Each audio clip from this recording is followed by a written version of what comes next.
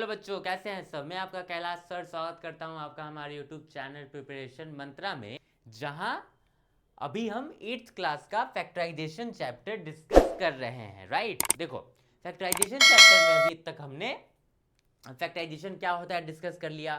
Factorisation के कुछ methods देखे हमने, जैसे common factor method, grouping, using identity. Okay, ये सब हमने देखा। फिर हमने डिवीजन ऑफ अलजेब्रिक एक्सप्रेशन देखा। तो ये सब हमने डिस्कस कर लिया है। अगर आपने अब तक हमारा वो वीडियो नहीं देखा है तो उसे ज़रूर चेकआउट करें। ओके, उन सारे वीडियोस में, उन प्रीवियस वीडियोस में हमने इन सब टॉपिक्स पे डिस्कशन कर लिया है। अब हमारे 8th क्लास में फैक्टराइजेशन में एक टॉपिक बचता है। क्या है वो है फैक्टराइजेशन का एक और मेथड, जो कि है factorization by splitting of middle term. Okay, देखो ये बहुत ही इंटरेस्टिंग मेथड है। ओके, ये हम लोग को हमेशा मिलेगा, ये हम लोग को 9th में भी मिलेगा, 10th में भी मिलेगा, और उसके बाद भी ये रहेगा। जब जब फैक्टराइजेशन सीन में आएगा ना, तब तब स्प्लिटिंग ऑफ मिडिल टर्म रहेगा। राइट, देखो factorization by splitting of middle term ना हम सारे अलजेब्रिक एक्सप्रेशन पे अप्लाई नहीं कर सकते हैं, पहला बात। ओके, जैसे कि कॉमन फैक्टर मेथड था, उसमें डिपेंड नहीं करता है कि अलजेब्रिक एक्सप्रेशन किस टाइप का है। राइट, आइडेंटिटी में कुछ हद तक डिपेंड करता है कि फैक्टराइजेशन की अलजेब्रिक एक्सप्रेशन एक गिवन फॉर्मेट में होना चाहिए। Similarly splitting of middle term में भी जो अलजेब्रिक एक्सप्रेशन होना चाहिए वो एक फॉर्मेट पे होना चाहिए। क्या है वो फॉर्मेट? तो it is applicable on the algebraic expression which is in the form ax² plus bx plus c। Okay, इस फॉर्म में अगर कोई अलजेब्रिक एक्सप्रेशन है तो उस पे ही हम factorization by splitting of middle term method apply कर सकते हैं। ओके, आ रही है बात समझ? क्या है ये फॉर्मेट? देखो यहाँ पे सिर्फ एक वेरिएबल यूज हुआ है, x। ओके, ये a b और c जो रहेगा वो एक कांस्टेंट है। ओके, जब क्वेश्चन आएगा तो यहाँ पे a b और c की जगह कोई कांस्टेंट रहेगा, और x और ये क्या है इसमें, ये सिंगल वेरिएबल। ओके, इसमें डबल वेरिएबल नहीं है, और ये जो सिंगल वेरिएबल है इसमें मैक्सिमम पावर कितना है वेरिएबल का? 2 है। ओके, तो ये बात भी हमें ध्यान में रखना है। तो अगर कोई अलजेब्रिक एक्सप्रेशन इस फॉर्मेट पे है तब उसको हम स्प्लिटिंग ऑफ मिडिल टर्म से फैक्टराइज कर सकते हैं। क्या? इसको हम एक एग्जांपल से समझते हैं, बहुत सिंपल एग्जांपल से इसको हम लोग factorization by splitting of middle term work कैसे करता है। देखो, अगर हमारे पास कोई expression x² plus 5x plus 6, ठीक है, तो देखो इस अलजेब्रिक एक्सप्रेशन को हम ना ही कॉमन फैक्टर मेथड से फैक्टराइज कर सकते हैं, क्योंकि यहाँ पे कोई कॉमन फैक्टर नहीं दिख रहा है। ग्रुपिंग भी हम करेंगे तो किसको करेंगे? ओके, अगर इसको हम ग्रुपिंग कर भी दिए, या जैसे यहाँ पे हम x कॉमन दिख रहा है, फिर भी उसका फायदा नहीं होगा हमें। आइडेंटिटी भी यहाँ वर्क नहीं हो रहा है, जो 3 आइडेंटिटी हमने पढ़ा है, जैसे a² plus 2ab plus b² के फॉर्मेट पे भी ये नहीं है, a² माइनस b² के फॉर्मेट पे भी ये नहीं है। तो ऐसे अलजेब्रिक एक्सप्रेशन को हम कैसे फैक्टराइज कर सकते हैं? देखो यही पे आता है स्प्लिटिंग ऑफ मिडिल टर्म। हमें क्या करना होता है ना, कि इस नंबर पे फोकस करना होता है और इस पे। ओके, यहाँ पे क्या है, ये इसका कोफिशिएंट क्या है? कुछ नहीं है, तो 1 है। तो हमें क्या करना है ना, इस कांस्टेंट टर्म को और ये x² वाले टर्म को मल्टीप्लाई कर देना है। मल्टीप्लाई कर देंगे तो क्या हो जाएगा? 6x² आया हमारा, परफेक्ट। अब हमें ये जो बीच वाला टर्म है ना, इसको ऐसे स्प्लिट करना है ताकि उन दोनों नंबर का जो प्रोडक्ट आए वो इतना आए। क्या हुआ कहने का मतलब कि देखो, अगर हमें कोई बोले ये क्या है, 5x प्लस 5x है। ओके, आगे क्वेश्चन में आएगा यहाँ माइनस 5x भी हो सकता है, तो प्लस 5x है कि माइनस 5x है, ये सब हमें ध्यान में रखना है। अगेन यहाँ पे क्या है, हमने ये जो कांस्टेंट है वो +6 है, दैट इज वाई यहाँ हमने +6 लिखा है। अगर यहाँ -6 होता तो हम यहाँ पे -6 लिखते। इस बात को ध्यान में रखना है। ये एग्जाम्पल समझने के बाद भी आगे जाके कंफ्यूज हो जाते हैं। ऑल्सो हम उस टाइप के क्वेश्चन भी डिस्कस करेंगे। देखो क्या है, मिडिल टर्म है 5x, तो अगर कोई बोले कि इसको स्प्लिट करना है तो स्प्लिट हम लोग बहुत तरीके से कर सकते हैं। राइट, इसको हम 6x माइनस x भी लिख सकते हैं। राइट। पर क्या इन दोनों को जब हम मल्टीप्लाई करेंगे तो 6x² आएगा? नहीं। देखो यहां पे क्या है, एक 6x है, एक -x है।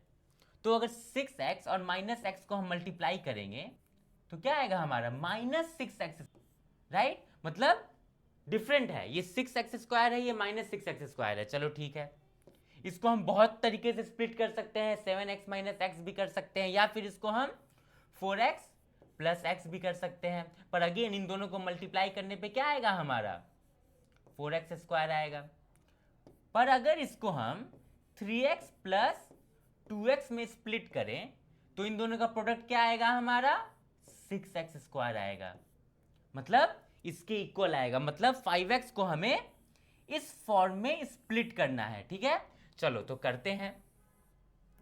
तो अगर हम x² + 5x + 6 को x² + 3x + 2x + 6 लिख दें तो कोई प्रॉब्लम नहीं है, राइट। अब देखो, अब हम क्या करेंगे, इसको हमने इस तरीके से स्प्लिट किया है ना, इसका हमें क्या फायदा होने वाला है? देखो देखो, यहां से हम क्या करेंगे, x कॉमन ले लेंगे तो क्या बचेगा? x + 3। यहां से हम क्या कॉमन ले लेंगे? 2 कॉमन ले लेंगे तो यहां भी क्या बचेगा? x + 3। आई बात समझ? देखो इस वे में स्प्लिट करने का कि इन दोनों का प्रोडक्ट इसके इक्वल आए, यही रीजन है, ताकि जब इसको स्प्लिट करके हम कॉमन लें तो ये वाला और ये वाला सेम रहे। अगर इसको कुछ अलग तरीके से हम स्प्लिट करेंगे ना तो ये और ये सेम नहीं होगा। ओके, हमें इससे और इससे मतलब नहीं है, हमें यहां और यहां वाले से मतलब है। ओके, अब देखो अगर ये सेम हो गया है तो यहां से हम x + 3 क्या कर सकते हैं? कॉमन ले सकते हैं। अगर x + 3 हम कॉमन ले लिए तो अंदर क्या बचेगा? x + 2। ये अलजेब्रिक एक्सप्रेशन फैक्टराइज हो गया। आई बात समझ? बहुत सिंपल था। स्प्लिटिंग ऑफ मिडिल टर्म में सबसे पहले हमें क्या करना है? कांस्टेंट टर्म और x² वाले टर्म को मल्टीप्लाई कर देना है। जो आंसर आए उसको दिमाग में रखना है। फिर हमें क्या करना है, ये जो मिडिल टर्म है उसको इस तरीके से स्प्लिट करना है ताकि उन दोनों नंबर का प्रोडक्ट जो है वो इन दोनों नंबर के प्रोडक्ट के बराबर आए। वो नंबर एक बार हमें मिल गया तो फिर हमें उस तरीके से स्प्लिट करके कॉमन लेके और फिर आगे बढ़ जाना है। हम देखेंगे कि आगे वो क्या हो जाएगा? फैक्टराइज हो जाएगा। अब बात आती है कि यहां पे जो है कि स्प्लिट करना ये कैसे दिमाग लगे। देखो ये हिट एंड ट्रायल मेथड है। ओके, इसका कोई रूल नहीं है। हमें सारे नंबर्स के कॉम्बिनेशन को चेक करना होगा कि कैसे इसको स्प्लिट करें ताकि हमारा प्रोडक्ट जो है वो इतना आ जाए। आ रही है बात समझ? चलो परफेक्ट। तो ये था हमारा factorization by splitting of middle term, जो कि है बहुत सिंपल चीज। नया जिसके जिसके लिए नया है उसको थोड़ा परेशान कर सकता है, बट अगेन इस पे अगर प्रैक्टिस अच्छे से हो जाए तो ये बहुत इजी वे होता है फैक्टराइजेशन का, राइट। देखो इसको हम एक और एग्जांपल से समझ, एक और एग्जांपल हम लोग लेते हैं 30। ठीक है, देखो ये है हमारा अलजेब्रिक एक्सप्रेशन और हमें इसे क्या करना है? फैक्टराइज करना है। चलो ठीक है, अगर इसे हमें फैक्टराइज करना है तो again common factor method, grouping और आइडेंटिटी यूज नहीं हो रहा है। सबसे पहले हमें कॉमन फैक्टर मेथड, ग्रुपिंग और आइडेंटिटी को ही अप्लाई करना है। ओके, फिर उसके बाद आना है हमें स्प्लिटिंग ऑफ मिडिल टर्म पे। तो ये तीनों अप्लाई नहीं हुआ तो अब हम स्प्लिटिंग ऑफ मिडिल टर्म को अप्लाई करते हैं। कैसे कर सकते हैं हम अप्लाई? देखो क्या हमें पता है कि हमें इन दोनों को मल्टीप्लाई करना होगा तो -30 × x², कितना हो जाएगा? -30 x²। चलो ठीक है, मिडिल टर्म क्या है? 7x। तो 7x को हमें ऐसे स्प्लिट करना है ताकि उसका प्रोडक्ट क्या आ जाए? -30 x² आ जाए, राइट। तो बहुत सारा तरीका है 7x को स्प्लिट करने का। 10x - 3x, देखो 10x - 3x क्या आएगा? 7x आएगा। तो सही स्प्लिट हुआ है। और इन दोनों का प्रोडक्ट कितना आएगा? 10x × -3x which is equals to -30 x²। आ गया इसके इक्वल, राइट। तो 7x को हम इस तरीके से स्प्लिट करेंगे तो क्या हो जाएगा? x² + 10x - 3x - 30। ओके, अब हम क्या करेंगे? कॉमन लेंगे। x + 10 - 3 x प्लस 10, ये क्या हो जाएगा x माइनस 3x प्लस 10 हो गया फैक्टराइज। कोई दिक्कत हुआ? बस हमें इन दोनों को मल्टीप्लाई करके देखो, स्प्लिटिंग ऑफ मिडिल टर्म में ना प्रॉब्लम इस स्टेप में ही आता है कि 7x या फिर मिडिल टर्म को हम कैसे स्प्लिट करें ताकि उन दोनों नंबर्स का प्रोडक्ट इन दोनों नंबर के प्रोडक्ट के बराबर आए। ओके, सारा दिमाग यहीं पे लगना है। अब ये कैसे इंप्रूव हो जाएगा, कैसे दिमाग इस पे फास्ट वर्किंग करने लगेगा? तो प्रैक्टिस, जितना प्रैक्टिस हम लोग करेंगे उतना ये फास्ट होगा, राइट? चलो ठीक है। अब देखो, इसको एक और एग्जांपल से हम समझ, इसको हम इरेज कर देते हैं। सब लोग इसको राइट डाउन कर लो। एक और क्वेश्चन हम लोग लेते हैं x स्क्वायर, यहाँ पे इसमें एक और इंप्रूव, यहाँ पे 2x स्क्वायर ले लेते हैं। ओके, अब इसको हम लोग कैसे स्प्लिटिंग ऑफ सॉल्व कर सकते हैं? सबसे पहले इन दोनों को हम मल्टीप्लाई करेंगे तो क्या हो जाएगा 2x square into minus 15। Okay, कितना हो जाएगा माइनस 30x स्क्वायर। अब हमें माइनस 7x को स्प्लिट करना है। ओके, तो माइनस 7x को हम कैसे स्प्लिट कर सकते हैं? देखो, बहुत सिमिलर है प्रीवियस क्वेश्चन की तरह, ऑलमोस्ट सेम ही है। ओके, देखो यहाँ पे प्रीवियस क्वेश्चन में हमने क्या किया था, 7x था तो उससे हमने 10x माइनस 3x लिखा था, बट यहाँ माइनस 7x है। ओके, प्रोडक्ट तो यही है तो 3x के साथ ही खेलना है, राइट? तो यहाँ पे हम क्या करेंगे ना, minus 10x plus 3x। Okay, minus 10x plus 3x कितना हो जाएगा माइनस 7x, और प्रोडक्ट जो है वो माइनस 30x स्क्वायर ही रहेगा। आ रही है बात समझ? चलो परफेक्ट, तो इसको हम करेंगे 2x square minus 10x plus 3x minus 15। Okay, ये क्या हो जाएगा 2x माइनस 5, क्या हो जाएगा ये 2x, sorry x minus 5 common लेंगे, x माइनस 5 2x प्लस 3, ये क्या हो गया फैक्टराइज हो गया। आ रही है बात समझ? तो देखो, स्प्लिटिंग ऑफ मिडिल टर्म से जितने भी टाइप्स के एक्सप्रेशन होते हैं स्प्लिटिंग ऑफ मिडिल टर्म में, वो सारे हमने डिस्कस कर लिए।